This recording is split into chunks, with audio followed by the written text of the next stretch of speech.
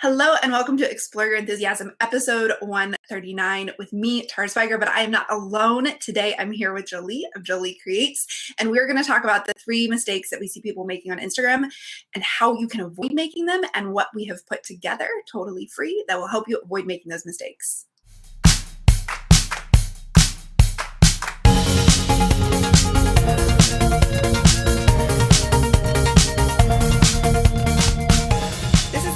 Your enthusiasm with me, Swiger, where we explore the intersection of making art and making money. Hi, so I'm so glad you're here today. Like I said in the intro, I've got Joeli of Joeli Creates. She is a knitwear designer, tech editor, teacher, and she was the co-host of those workshops I did in Manchester, England, Elevate Your Business. Hello, Joeli, welcome. Hello, thanks for having me. I'm so happy to. So this, I didn't tell you we were going to talk about this, but this podcast episode was inspired because you wrote something on your Facebook group, which is called the Woolly Hub, that so many people in the Starship were like, that was the best thing I had ever heard about Instagram. And I believe that you wrote about 3 mistakes people make on Instagram. Yeah, right? So what I did was I got inspired. There was a quote going around saying, if you're passionate about it, do it free. Like if you love it that much, just try it out for free. And I was like, I really love telling people what to do with their Instagram. And so I thought in my group, the Woolly Hub on Facebook, I'll do for 24 hours, people can comment their Instagram username and I'll go and look at their account and review it. And I thought people were just going to have like a ton of different mistakes going on and it would be really unique advice to everyone. And then what happened was I realized I was telling people the same things. Like it's one of 3 things that people need to be doing. And I must have reviewed 40 or 50 accounts. Like it was a lot. I spent 2 days doing it. And yeah, I came up with these 3 mistakes that pretty much everyone was making. Yeah. And those mistakes, as soon as I heard them, they speak to the things I see all of the time. Now, one of the things I wanted to say before we get started is that so many people have told me that their goal for the new year or their intention for the new year or their word for the new year is consistency. They want to become more consistent. And in episode 137, I talked about how that I think that should be a resolution for your business is to become consistent. And one of the best ways to become consistent with showing up for your people is Instagram. It's small, it's easy for people to digest. It's not like writing a whole big email and figuring out difficult software. So it's part of the reason why we're talking about this today is because I know Instagram is a thing so many people want to become consistent with. But before we jump into Joeli's 3 things, the first thing I see people not doing related to Instagram that is a ginormous mistake is, and I have to say this before we get into it, because I know a good percentage of my listeners are making this mistake, and that's not being on Instagram at all. So if you're not on Instagram, okay, so you guys know me. I do not give very, like, you should always do this. Everybody should always do this. I avoid that kind of advice all like 99% of the time, but Instagram is one of those things that I have yet to meet a handmade business that wouldn't benefit from it because what you sell is visual.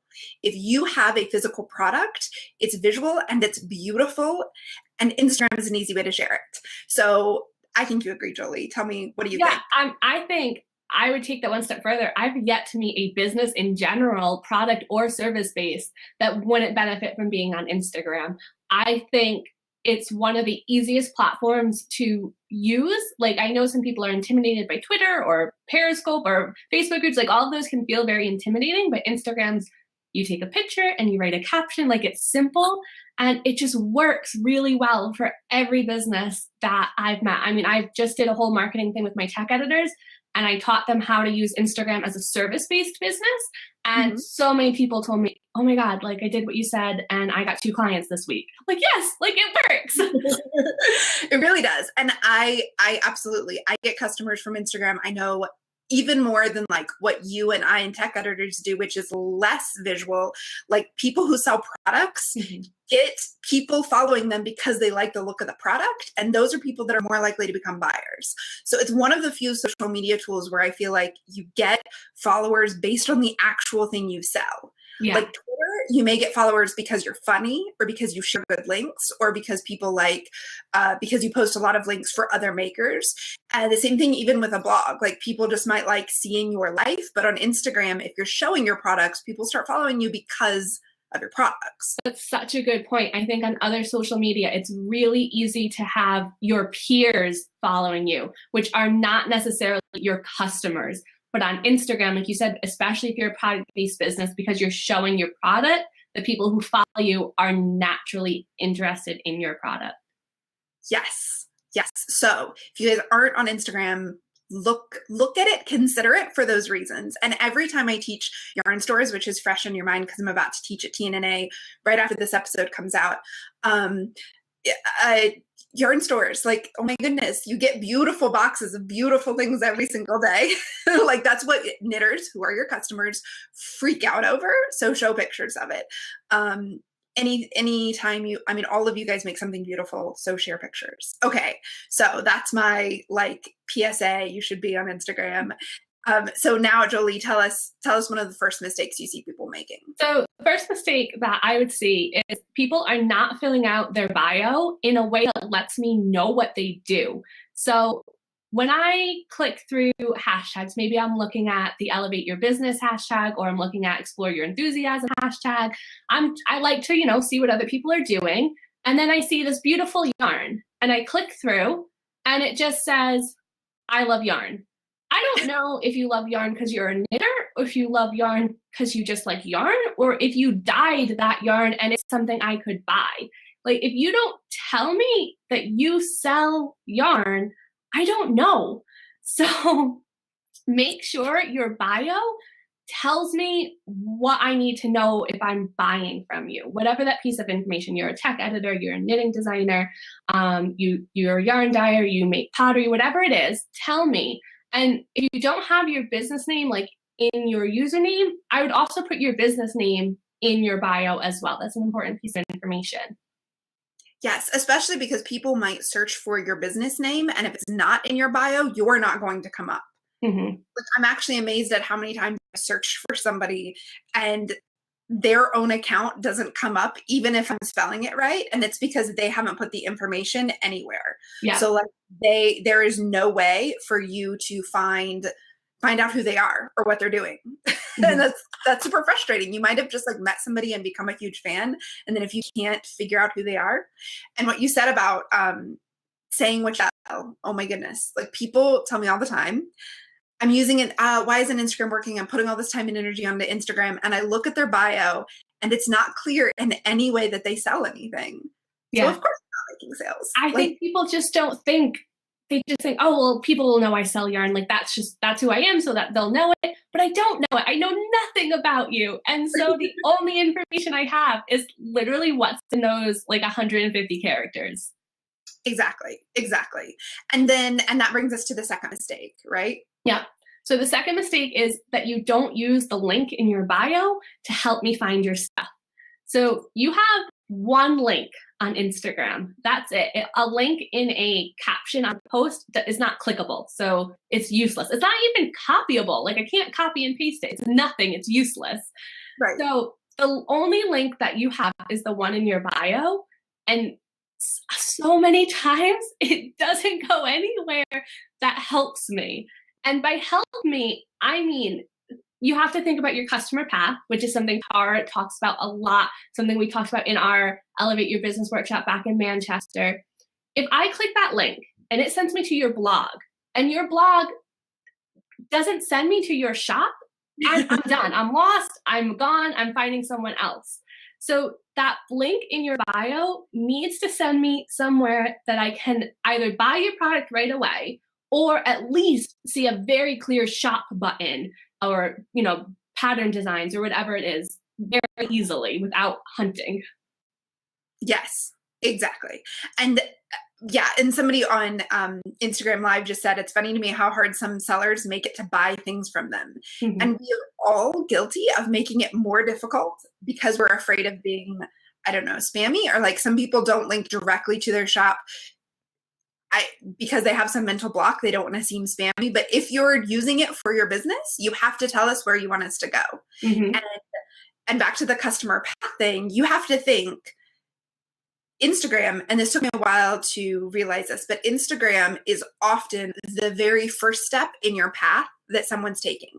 So if you're using hashtags strategically in order to find more people and help more people find you, then people are finding you, and this is their very first interaction with you. Mm-hmm. They find your picture, they might scroll back down, see a beautiful picture of your product, go to the link in your bio.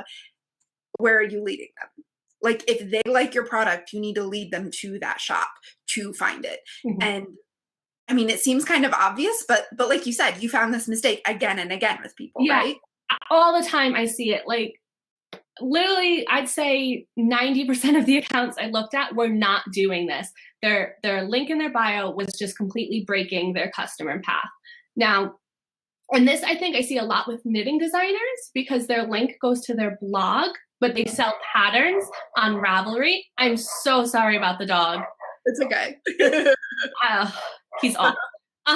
So if you sell patterns and I end up at your blog, I can't find your patterns nearly like 99% of the time. People are not going from their blog, but they don't have a buy my patterns. Like, I personally love to see like a buy my patterns at the end of every blog post, like a link to your Ravelry shop. So think about that. And what I'm learning more and more, and this is something I hadn't considered, because I always encourage people to change the link in the bio. And I think this is the other thing people don't think they can do.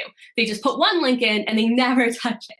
You can absolutely change that link daily. So if you post about a new blog post, absolutely you can change that link to go to your blog post. But then what I realized, and this happened when someone I really liked, huge account, had a link to their newsletter sign up. And I clicked that, but I didn't want to sign up for that thing. I wanted to see what they offered, but it was on a landing page and I couldn't get anywhere.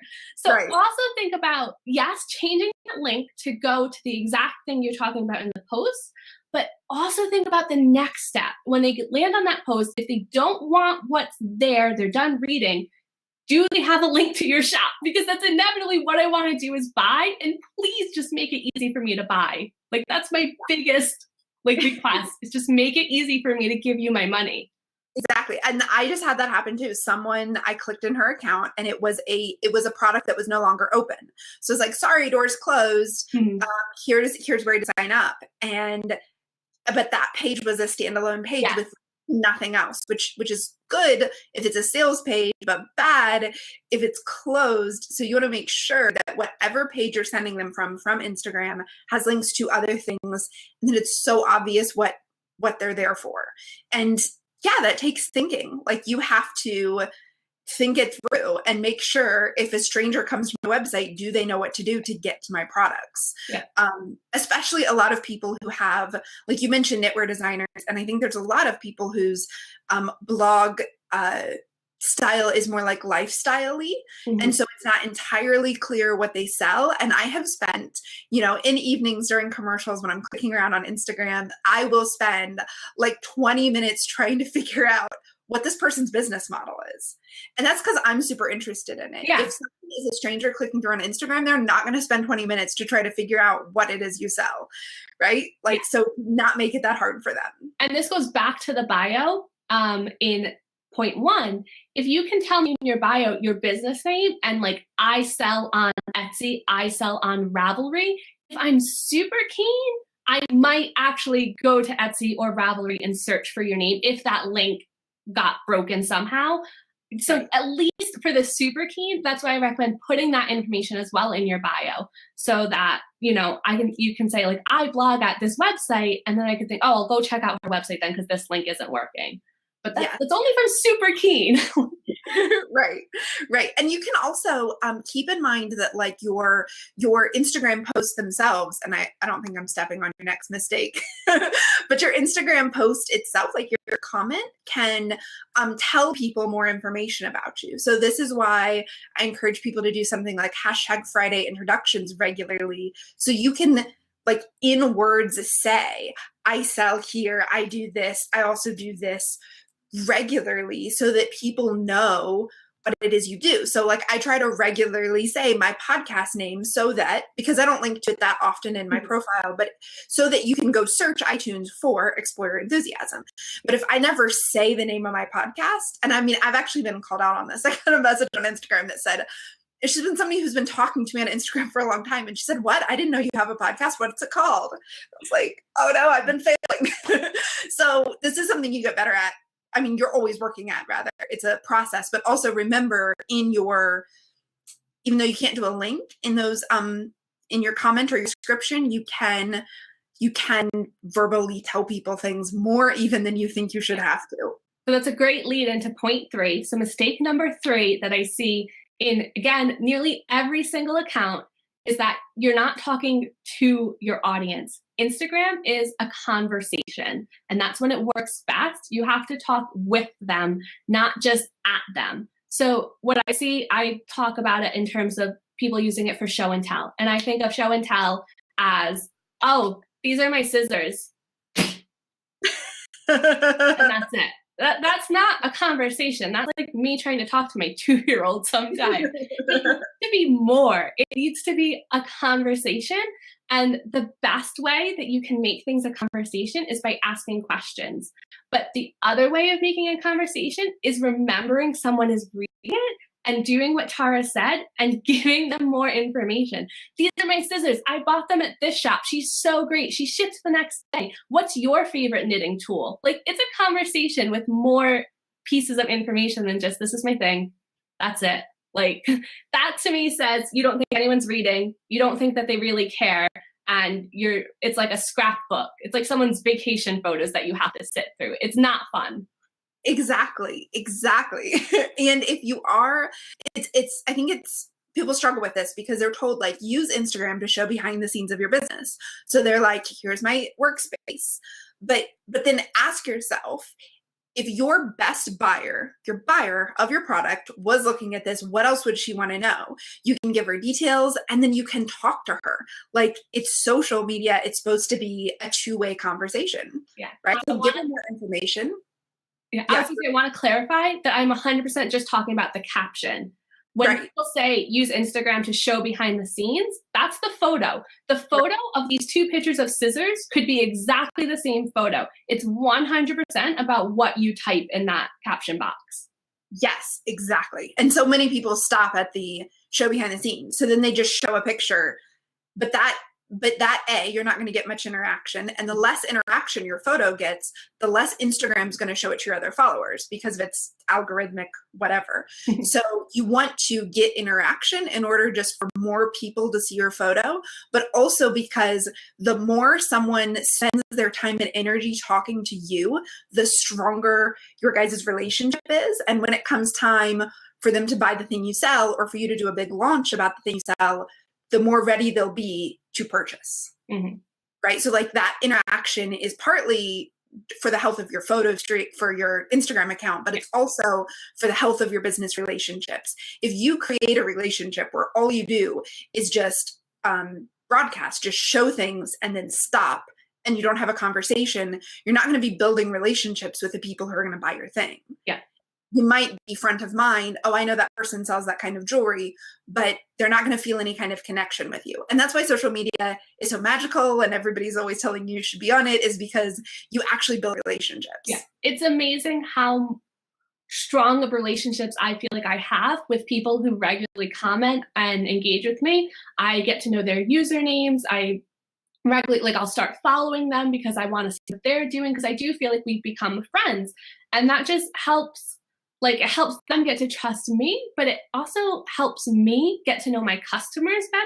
So It's a two-way street. It's not like you're doing this for purely selfish reasons. Oh, this is going to get me more sales. Like, it helps both ways. And it's the most important thing you can do. If you can do anything to improve your Instagram or the results that you're getting from Instagram, is to really focus 100% on your captions.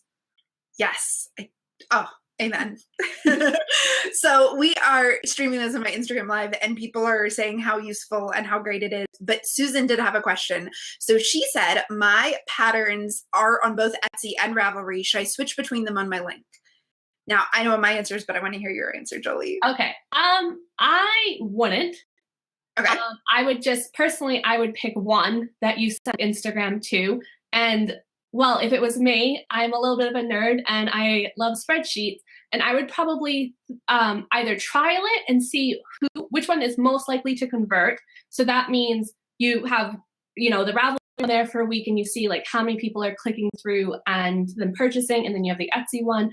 Or I would just pick which one has the most sales in general.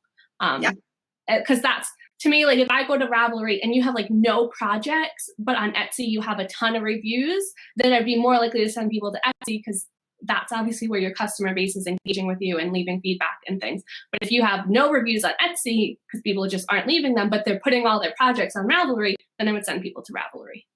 Yes, exactly. So another way of saying what you said is either pick the one that converts best on Instagram, converts to click-throughs, or pick the shop that converts best to customers, that actually gets people to buy. So if you're having more sales in one area, send people there.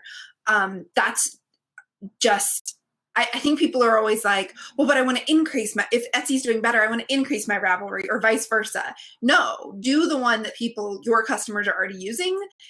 Keep going back to that because it already has high conversion. Like, don't struggle to improve the weaker of the two. This could be a whole other podcast, but I have made that mistake so many times, especially with patterns, thinking, oh, no one's buying this. If I just redo the sample or like really do a big promotion, people will buy it. It's like, no, if I spend time promoting the one that people already buy, I get way more sales. Yes. Just ignore those ones that aren't selling well. Maybe we need to make a new podcast episode about focusing on your strengths and ignoring your weaknesses, or minimizing your weaknesses, right? 100%. Because that is such a thing. Yeah, okay, we could totally go into that. But before we wrap up, we have a thing we want to help you guys with. So Jolie and I want you to both become more consistent with your Instagram and stop making these mistakes. So we've created a 5-day Instagram challenge that we will both be participating in, and it will help you post your Instagram. Jolie, explain it because I'm running out of words. So it's a 5-day Instagram challenge. Every day you'll get an email prompt that gives you one very actionable thing to do that will improve your Instagram account and improve your Instagram, I want to say Instagram conversion, improve how Instagram is helping you meet your goals. So whether that's sales, whether that's engagement, newsletter signups, we can help you make your Instagram account better for that purpose. So it's 5 awesome challenges to make sure you're not making these mistakes and to make sure that you are doing the best you can on Instagram. Yes, because I think that, I definitely have this. You might read information about Instagram. You might hear these mistakes, put them away in your head. Okay, stop making these mistakes. But instead, let's actually take action to be better. Don't just avoid mistakes, but actually do good. And so each day we're going to guide you through a different task to do that will make your Instagram more likely to reach your goals. To sign up for this challenge, because we said we're going to send you an email every day for 5 days, go to taraswiger.com/elevateinsta. So the class Jolie and I teach together, and we have a new version of it coming up soon, is Elevate Your Business. So this challenge is Elevate Insta, ELEVATEINSTA. And if you're watching the video or listening to the podcast, there will be a link below in the description you can click on to join that. If you are seeing this on my site, if you scroll down, there'll be a box there to sign up. And there's a hashtag that goes along with the challenge, and I will be checking in with that hashtag and checking your work. So there will definitely be accountability and also help and advice if you need it. If you're confused, I don't know if I've done my bio right, I will check in. We will check in with the hashtag and check in on you guys. Yeah. And what's the hashtag? Tell us the hashtag that we're going to use for this challenge is Elevate Your IG. Excellent. So Elevate Your IG, use that hashtag. If you're, we didn't say when it starts. So this podcast comes out on the 11th and the challenge starts on the 16th. Yes, it's Monday. It starts next Monday. So you might be listening to this on Wednesday. You might be listening to this far in the future. You can still sign up. You can look at that hashtag and take part. And Jolie and I will be also participating and talking to you every day. You guys know how much I love when you post with the hashtag for this podcast. I go in and love all your photos up. So it will also help you meet other people who are working on the same goals. And I know a lot of you tell me that you want a more community of people who are also working on their goals. This is one of the ways you can make that community, is click on the hashtag, like, comment, talk to the people who are doing it too. Definitely. Okay, well, so thank you, Joeli, so much for being on this episode of Explore Your Enthusiasm. I've had such a good time. Reminder to everybody who's listening to sign up for this challenge. Go to taraswiger.com/elevateinsta and then use the hashtag #ElevateYourIG on your posts for this challenge, and you will start getting those emails on Monday, the 16th. So thank you so much, everyone. Have a really fantastic, wonderful, enthusiastic day, and I hope your Instagram just brings you everything you want it to bring. Thanks so much for watching. You can get weekly lessons like this in your inbox, along with access to worksheets and checklists and transcripts from all the podcast episodes when you sign up below. You can also subscribe on YouTube, and YouTube will notify you when there's a new video. And you can follow me on Twitter or Instagram. If you do, be sure to say hello or leave a comment below the video to let me know you're there. Thank you so much for watching, and have a very enthusiastic day.